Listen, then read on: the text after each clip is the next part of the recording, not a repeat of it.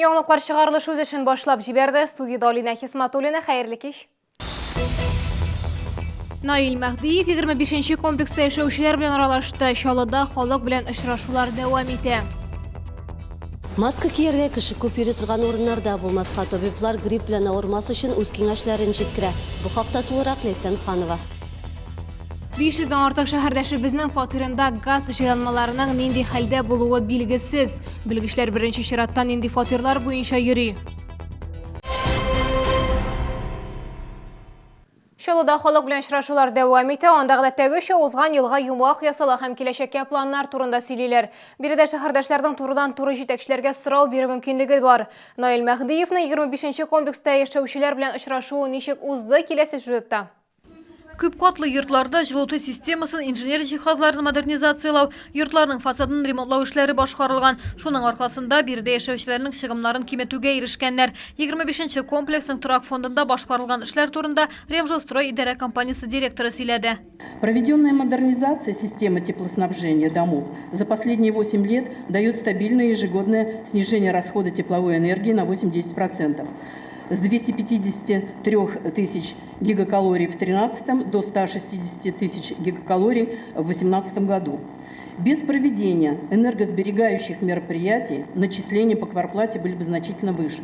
Микрорайонны төзекләндерү буенча да эш дәвам итә. Татарстан урамы реконструкциясе белән бер рәттән территорияны яктырттылар, яңа эскәмияләр урнаштырдылар. Наил Мәхдиев шәһәрнең социаль-икътисади үсеше нәтиҗәләре белән чыгыш ясады, алдагы елларга планнар белән таныштырды. Аеруча шәһәрдәшләр 2020 елда 8 яңа балалар бакчасы төзелә дигән хәбәрне уңай кабул итте.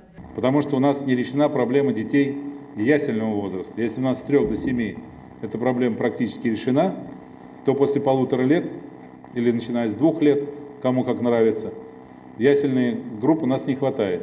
Шәһәрдәшләрдән килгән барлык сорауларга да тиешле хезмәтләр тарафыннан җавап булачак. Халык белән очрашулар киләсе атнада да дәвам итәчәк. Графикларны ТОС рәисләреннән яки идарәче компанияларда ачыклап була. Гүзәл Габдуллина, Ленар Султанов, яңалыклар. Полиция хезмәткәрләре электроник балалар бакчасында тикшерүне төгәлләде. Материаллар тикшерү комитетына җибәрелде. Исегезгә төшерә, мәктәпкәчә белем бирү учреждениесендә ата-ана рөхсәтеннән башка балага манту пробасы ясаганнар. Бала исә аллергиядан интегән. Пробадан баш тарту турында алдан ук язган идек ди әни кеше. Ул шул ук көнне полициягә әлеге хукук бузу факты турында гариза белән мөрәҗәгать итә. Тулырак Ләйсән Ханова. Электроник балалар бакчасында балык булмаганнар белән эшләү бүлеге инспекторлары берничә көн эшләде. Хезмәткәрләр белән әңгәмәләр үткәрелде. По данному факту нами была проведена проверка, и результаты проверки направлены в Следственный комитет по городу Набережные Челны. Мы совместно с Следственным комитетом будем уже работать. Гөлнара Гайфетдинова сүзләренә караганда, балага манту пробасын ата-ана рөхсәтеннән башка ясаганнар. Ул вакытта аның аллергиясе көчәйгән чак булган. Хәлгә башкарма комитетта да аңлатма бирделәр.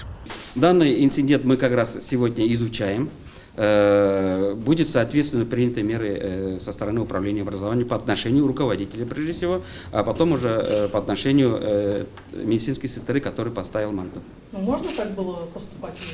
Нет, по закону нельзя поступать.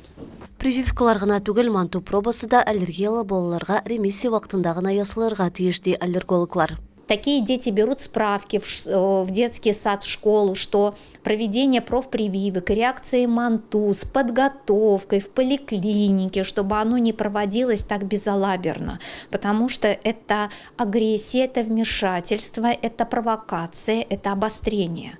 А любое обострение заболевания, это нарушение качества жизни, нарушение состояния здоровья. Әни кеше сүзләренә караганда, хәзер бала үзен канәгатьләнерлек хис итә, ул табиб күзәтүендә. Без хәлне алга таба да күзәтеп барачакбыз. Ләйсән Ханова, Сергей Вильданов, яңалыклар. Әгәр дә сезне берәр проблема борчыса, шатлыклы хәбәр җиткерәсегез килсә, безнең редакциянең кайнар элемтә телефонына шалтыратыгыз. 51 31 31 номеры тәүлек буена эшли. Кыска гудоктан соң хәбәрегезне калдырыгыз. Безнең хәбәрчеләребез сезнең белән элемтәгә кереп проблемагызны хәл итәргә булышыр. Шалтыраткач исемегезне һәм телефон номерыгызны калдырырга онытмагыз.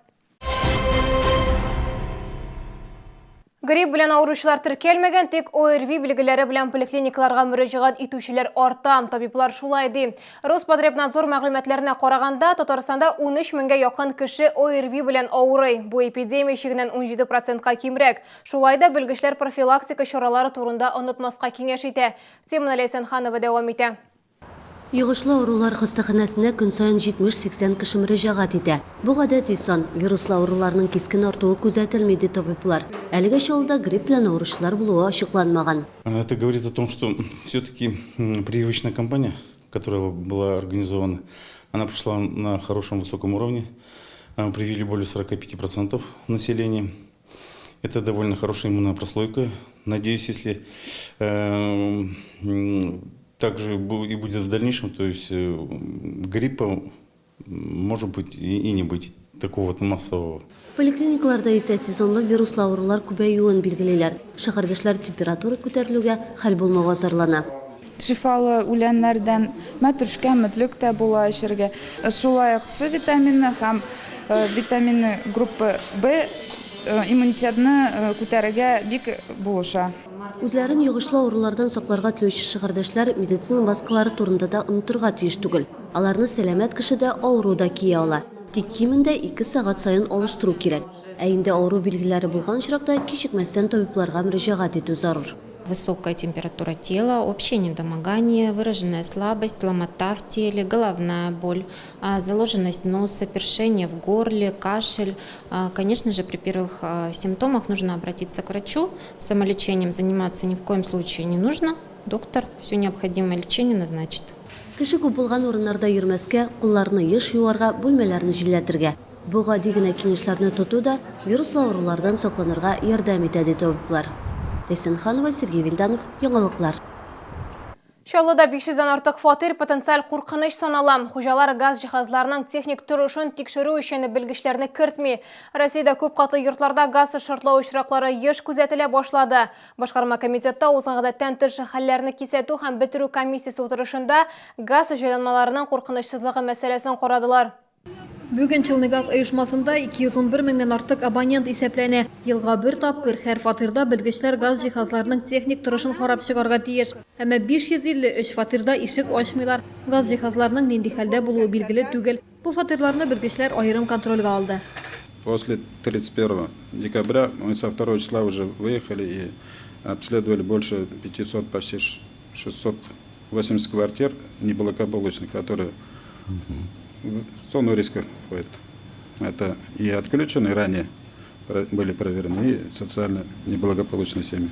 Ел сайын шәһәрдә торак операциясы уза, аны гадәттән тыш хәлләр министрлыгы белгечләре үткәрә. Әмма алар нигездә халык иминлеге өчен җавап бирә. Күзәтчелек эшчәнлеге инспекторлары җиһазларның техник торышын карый алмый. Гадәттән тыш хәлләр министрлыгы хезмәткәрләре аңлатканча, быел яңаша эшләргә карар кылганнар. Исемлекләр Чаллыгаз һәм социаль хезмәтләр оешмасы белән берлектә төзелә. Потенциаль куркыныч фатирлар графикта беренче торачак. Башкарма комитет җитәкчесе Ринат Абдуллин халык белән эшләүгә җаваплырак карауны сорады. Никто ответственность не несет, да? Газ взрывается, газовики в стороне. Только несет ущерб люди, население и бюджет, да? Все ответственные лица, которые ответственны, должны ходить. Никогда нет. Все у них хорошо, никаких замечаний нет, а дома взрываются.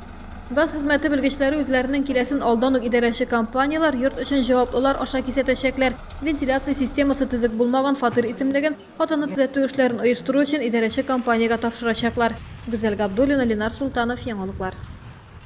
Бу сезгә җиткерәсе соңгы мәгълүматыбыз иде. Мин Алина Хисматуллина, сезгә күңелле яллар теләп сау булашам. Исән-имин булыгыз.